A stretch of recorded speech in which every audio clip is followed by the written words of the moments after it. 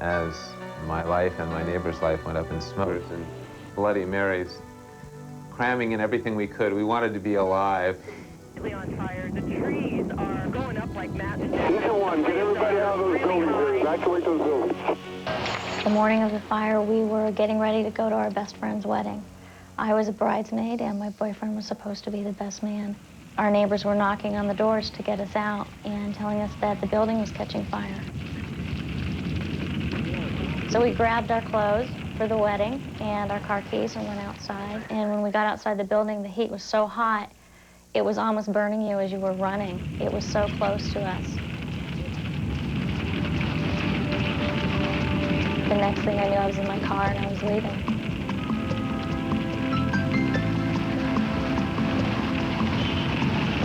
I got stuck coming out near the entrance of the complex. Within 10 minutes, they were just pulling people out of the cars because they couldn't drive out. There was no time. Get up, leave your cars, and walk. All right?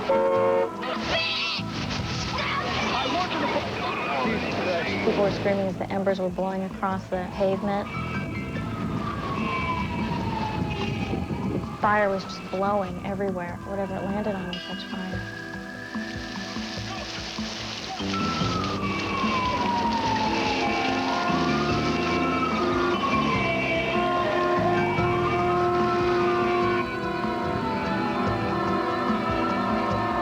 I just about lost my head. You don't imagine something like this happening to you, and you don't know how to react.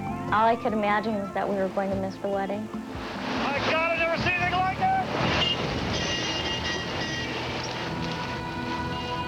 When I got to the other side of Highway 24, I got out of my car and just watched it from across the highway, and you couldn't even see the complex anymore. It was just smoke and flames.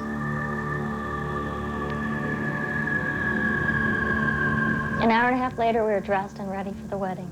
It was nice to be around people who cared about us, and it was all of our good friends, and around family. Your whole life changes. It's not just losing your belongings. It's losing a sense of who you are. KCBS's Bob Butler on his way to the fire in the Oakland Hills. We understand now that the fire is on both sides of the Caldecott Tunnel near the Marlboro Terrace area. You have a ladder? Get your ladder out now and put it up on the roof. There are fires burning now on my street. I thought there must be a really big grass fire, and my mother'd probably really like to see this, so I ran downstairs and got my camera and started shooting. This is not good. There was no way I was going to leave. This ranks as the strangest moment of my life to date. This may be the last time we see this house. This beautiful home next door. Oh my God. I'm 4 houses down from mine.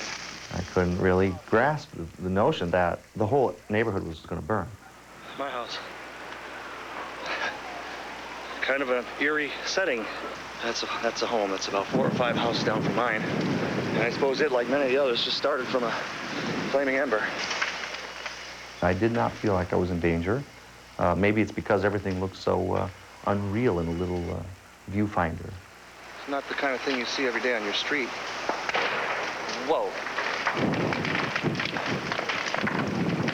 A series of very large explosions just came from this house. This is indeed the worst sign I've seen yet. I had given up completely because the house across the street started on fire. This is probably the beginning of the end for our house. So I said, well, that's it, it's over. I'm gonna grab it. Whatever I could think of, I have no idea what to take and evacuate. As I ran into the house, I was aware that the camera was running, and I looked at all my possessions, but I couldn't find anything that I really felt was worth taking. Please don't burn. Oh, nice house. The reason I went through the house was to document it. I have no light. Good luck, Amy's fish. And as I came down the stairs, of course, I passed the fish tank. It was the only living thing in the house. And I felt, well, darn it, these fish are going to die. It's so helpless, just the helpless feeling. This is truly the worst feeling I've known, to stand, watch homes burn, helpless. I couldn't really imagine that this fire would ever approach my neighborhood, but it did. The embers were blowing so far in the strong wind.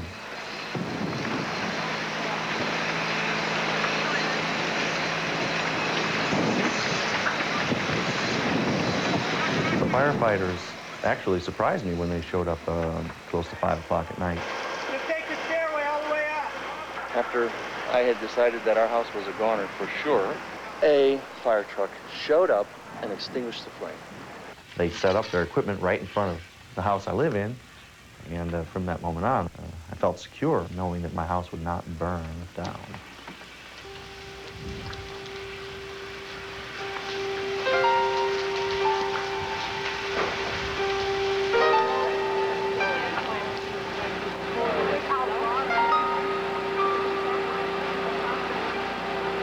I had gone to the command center at the Claremont Hotel, and I went up to an officer.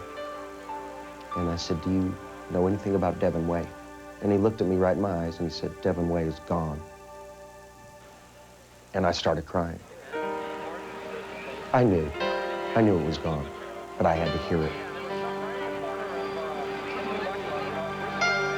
I had to go on mentally. The only way to do that was to see that it was gone, in fact, with my own eyes.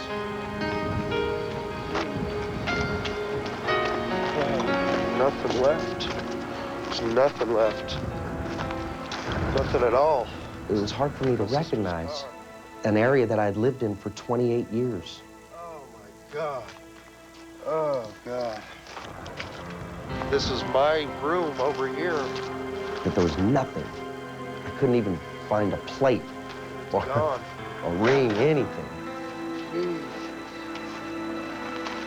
God almighty. It had no mercy. Johnny, Toby. We had absolutely no time. We didn't get anything. We left 3 cats behind. I'm just hoping they found some place to hide out. It's just All teenagers use